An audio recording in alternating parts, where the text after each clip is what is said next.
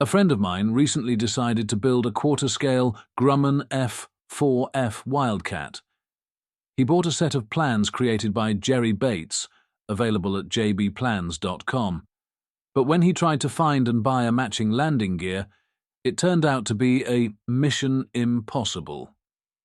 Although he found some references on the internet, the gear was either completely unavailable or no longer manufactured. Because of this, he decided to build the landing gear himself. However, this is no easy task.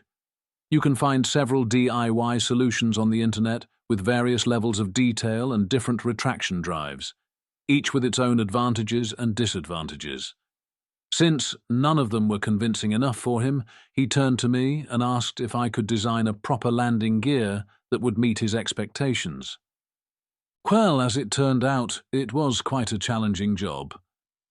The landing gear of the Grumman F4F Wildcat is famous for its unique, rugged and somewhat complex design. Instead of folding outward into the wings, the wheels retracted inward and upward directly into the sides of the fuselage, leaving the tires slightly exposed to the slipstream. To pull the wheels into the fuselage, the F4F Wildcat's landing gear utilized a 4-bar linkage, so-called parallelogram, geometry, combined with folding retraction struts. The main wheel axle was held by a complex arrangement of tubular steel struts, with 2 primary parallel arms linking the wheel hub to the fuselage. This parallelogram structure ensured that the wheel remained perfectly vertical and aligned with the aircraft's centerline throughout its entire travel up and down. To actuate the movement, the system used a split hinged bracing strut.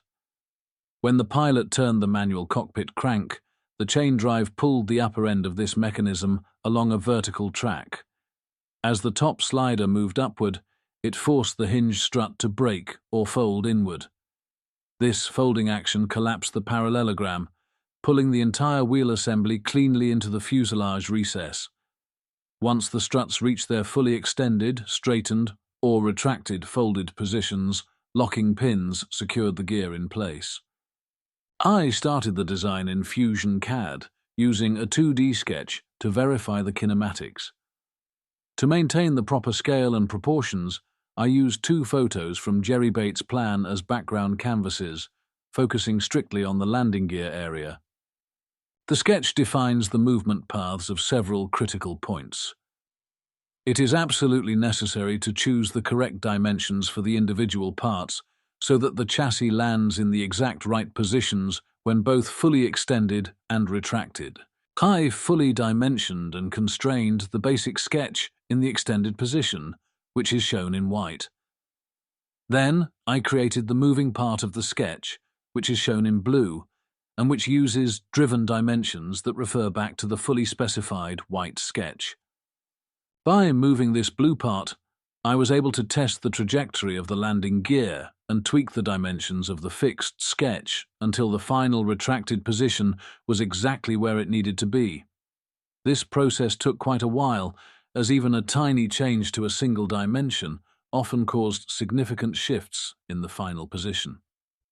Once I was finally happy with the movement, I started creating the actual 3D design.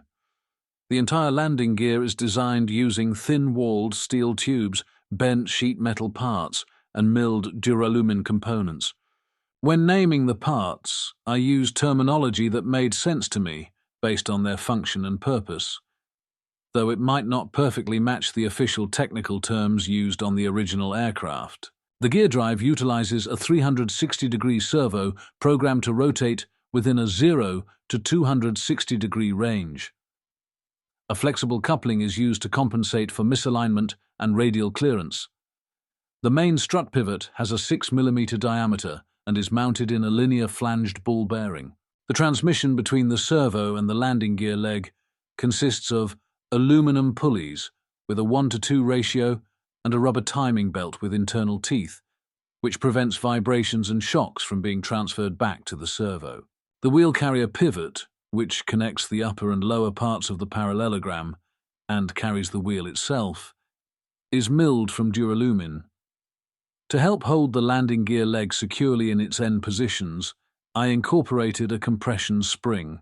Simulating the movement of all these joints and motion links is computationally demanding due to the complex calculations involved, but it is enough to give you a good idea of the resulting motion. Since I couldn't find a way to simulate the physical effect of the spring directly in fusion, the movement of the down-lock assist doesn't fully correspond to reality. In the real model, however, the compression spring will always hold the latch firmly in one of its extreme positions. The hole you see in the down-lock assist cylinder tube was created solely to demonstrate how the compression spring moves inside it. The lower shock strut also contains a compression spring, though it is not drawn here. Retracting the landing gear requires a 130-degree rotation around the main landing gear strut pivot. With our 1:2 pulley and timing belt ratio, this translates to the 260-degree servo rotation angle mentioned earlier. In the retracted position, the compression spring is almost relaxed, but it still partially helps to keep the landing gear leg assembly in place. When opening the chassis, the servo must overcome the spring tension until it passes the dead point. Once in the fully open position, the spring is compressed to its maximum, which helps prevent the leg from accidentally unlocking during heavy shocks or bumps. The design also includes diagonal struts to relieve the load on the main 6mm steel landing strut pivots. Without these diagonal struts, there would be a serious risk of the pivots bending during a rough landing. These struts safely transfer the stress to the keel, which also houses the parallelogram pivots. Please note that only the left side of the design is fully rigged for simulation. The right side was simply mirrored and pinned at the end of the design process to make the model look complete. For the physical build, it is assumed that most of the parts will be hard brazed together. Keep in mind that this is just an initial design meant to serve as a baseline for manufacturing. It is very likely that some tweaks and changes will be required during the actual build. I hope this project helps some of you who might be facing similar struggles when searching for an F4F Wildcat landing gear.